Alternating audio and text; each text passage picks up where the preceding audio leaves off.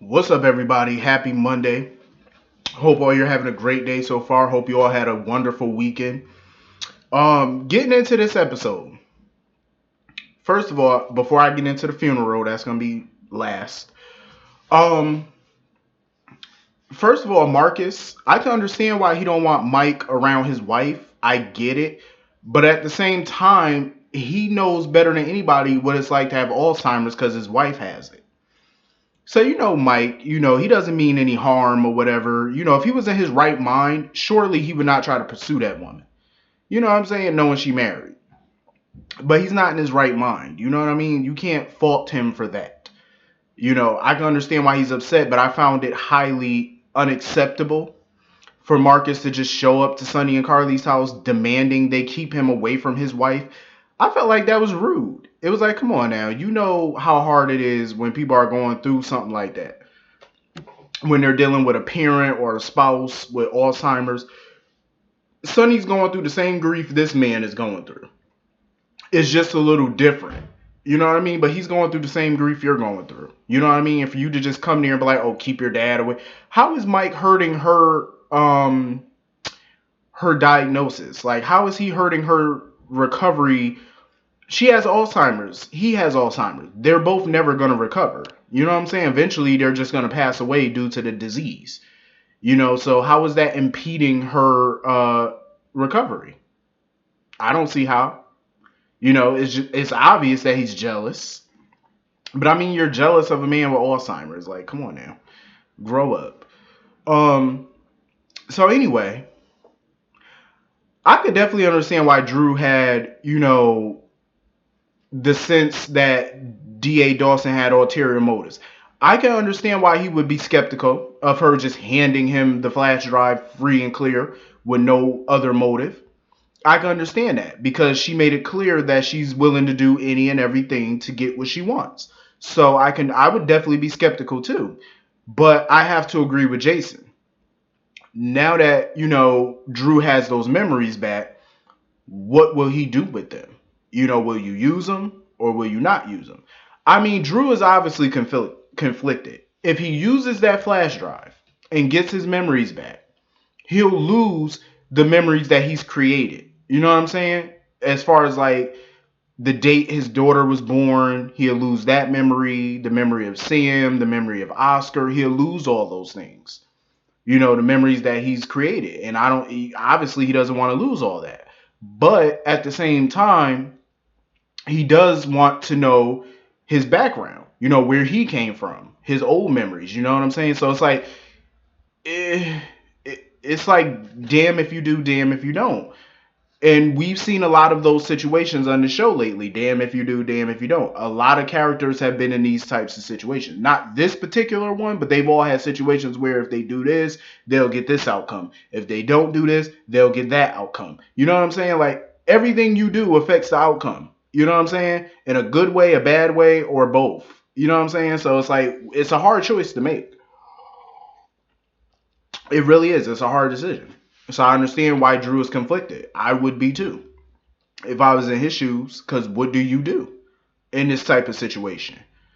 Jason is hopeful that, maybe if he does get the old memories back, the memories of Oscar and his daughter will still be there, is what he's hoping. It's a possibility. That's definitely possible if you could find a doctor who can guarantee you that, but I doubt it. It's unlikely, it's possible, but it's still unlikely. The probability of that is low.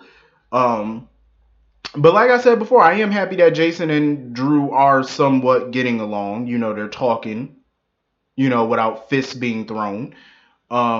Which is a good thing because, like I said, we need a sibling relationship where it's not always contentious. You know what I'm saying?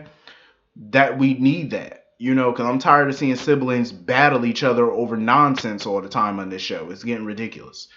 Um, so anyway, also I could definitely understand why Oscar asked Jason to be the executor of his estate because he knows that Jason is not going to emotionally break down over what to do with the shares of ELQ and what to do.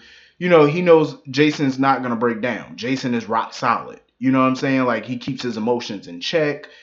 He knows how to put other people in their place. You know what I'm saying? Like, he's not a pushover. he knows Jason's gonna do the right thing, But Oscar is hopeful that he's gonna survive the cancer, but at the same time, I respect the fact that he knows there's a chance that he can die. And there is. There's a chance he might not beat this. There's definitely a chance. That's how it is with cancer. There's everybody's hopeful that they're going to survive. But you always have it in the back of your mind of what if. So you always have to plan for the what if, and that's what Oscar's doing. And I feel like it's mature on his part to think about that, because a lot of people don't. They think, "Oh, I'm gonna beat this." And that's good that you have that positive thinking, but at the same time, you have to prepare for the worst. And you know, with cancer, death is obviously the worst case scenario. So you don't want to leave this earth with unfinished business. You know what I'm saying? That's why he took care of what he did with the will and ELQ stock and all that. It was smart. That's something most people would do. I mean, even Mac Miller, the rapper, he was on drugs and stuff and he died of an overdose.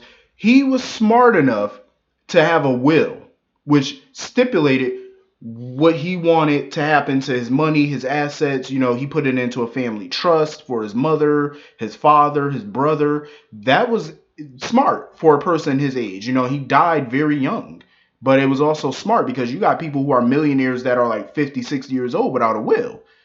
So I like seeing young people taking care of that type of business. You know what I'm saying? Putting your affairs in order. It's smart, because you're doing something a lot of older people don't do. You got to make sure that's taken care of. Even if you are hopeful that you can survive, you still have to think about the worst case scenario. So he gets props from me for that. Jordan. This woman continues to have loose lips. Like, she's sitting there telling Ryan, even though she thinks he's Kevin and she wants him to consult on the case, not smart. But again, she thinks he's Kevin. Why are you telling him how the police operate? She basically told him what the cops do in their investigations, basically, with murder investigations. She basically told him part of the reason she was at the funeral was for TJ, obviously, because he was good friends with Kiki and stuff like that. So she was there for moral support. Also, what she said is what cops really do in real life. They'll go to the funeral of the murder victim, not only to be there to show, their support and everything else, and give their condolences, but they're there to scope it out, to watch the guests, to see what their reaction is going to be, how they behave. You know what I'm saying? Why would you tell him that? You just gave him a major secret because, mind you, they're trying to get into the mind of a killer. Ryan is getting into the mind of the police. You see how this cat mouse game is working? They're trying to get into a killer's mind. He's getting into the cop's mind, figuring out where their investigation is going so he know what not to do. You know what I'm saying? How to behave, what to do, what not to do. Oh my God. Like, y'all are giving this man the keys to the entire, getting away with it. You're giving him the keys. Stop doing it. Stop telling him step by step what you're doing. And that's what Jordan keeps doing. She's telling him what their investigation consists of. Stop doing that.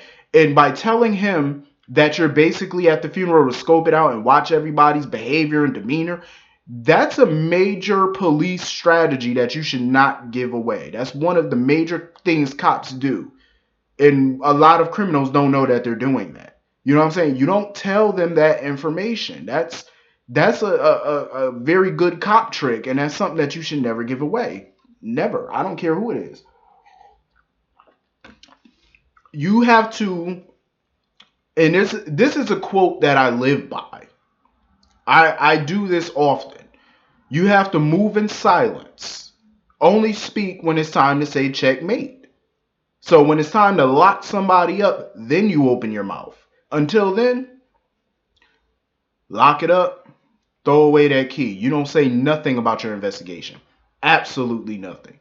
You're giving this man too much information. And what I don't understand is, why is it still so hard for people to figure out Ryan is really Kevin? Why are they dragging this out? The signs are all, Kevin is really wrong. I mean, Ryan, ugh.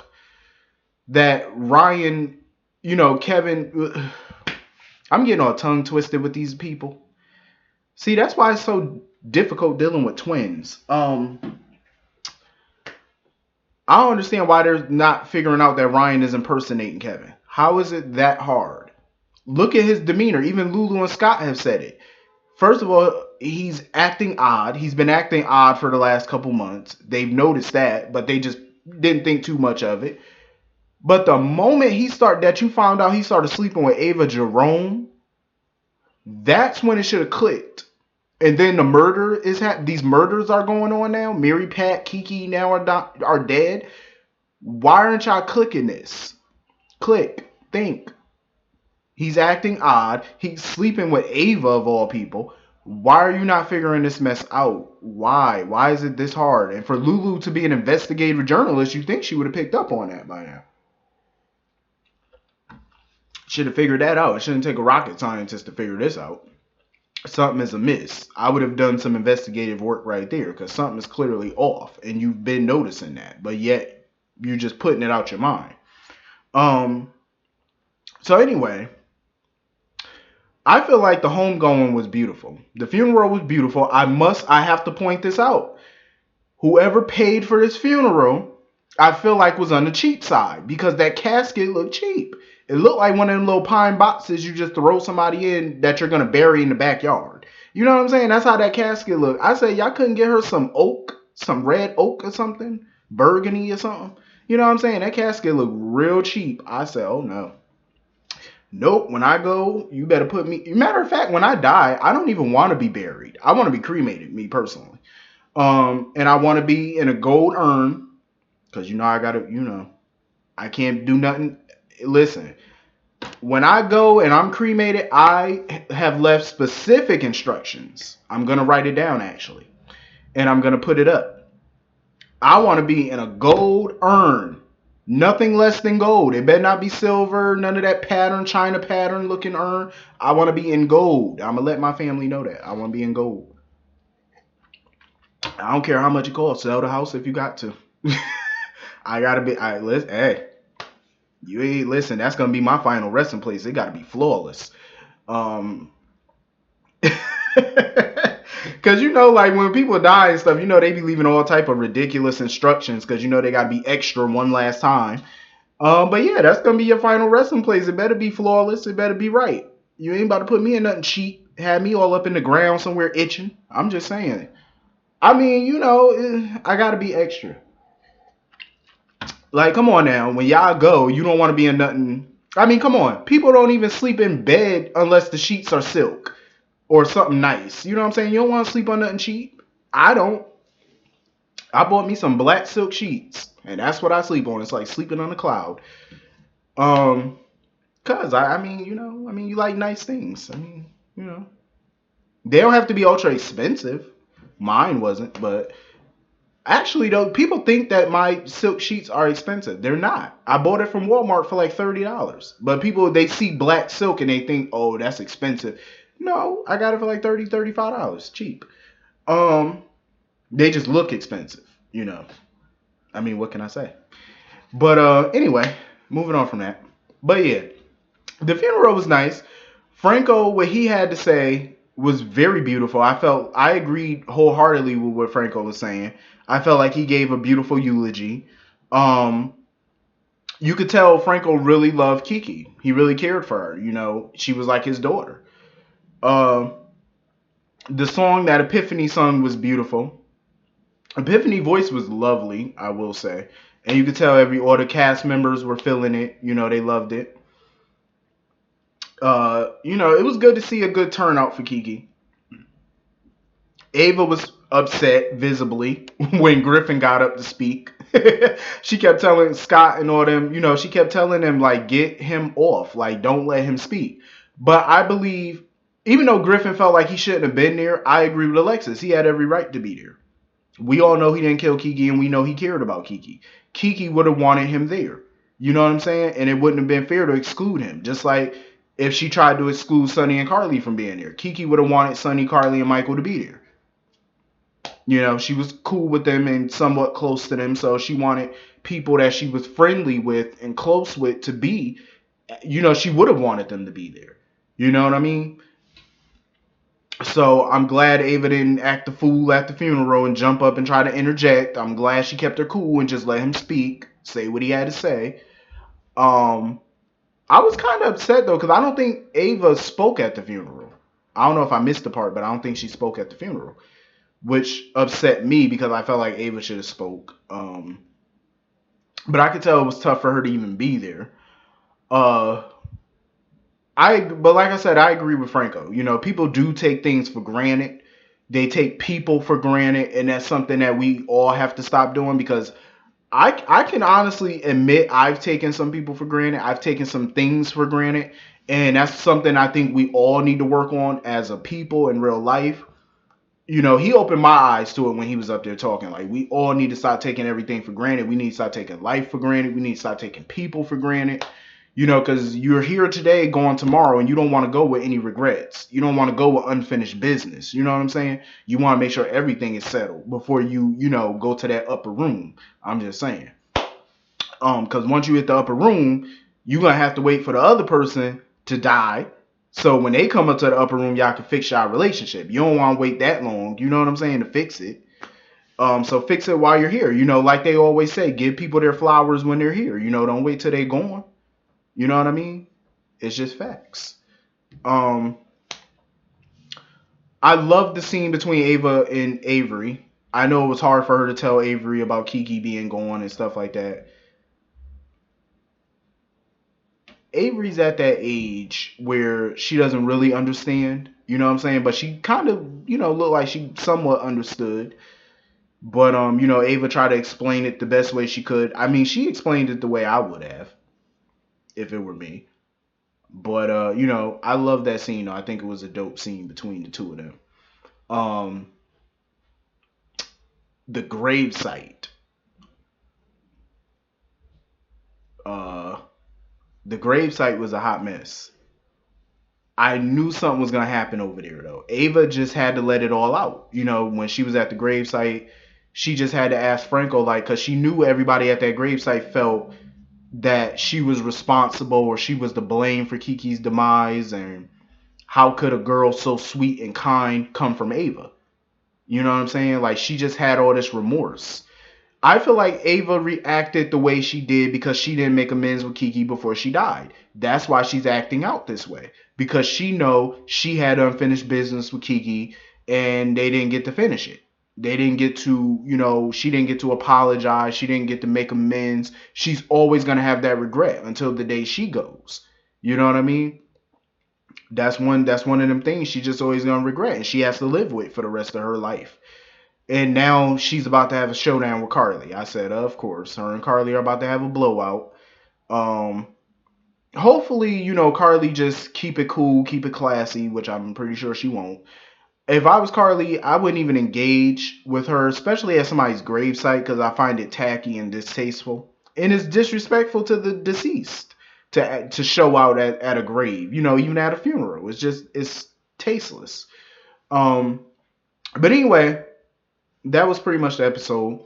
Hit the comment section. Let me know what you thought. I will see you all tomorrow. Have a great day. Peace.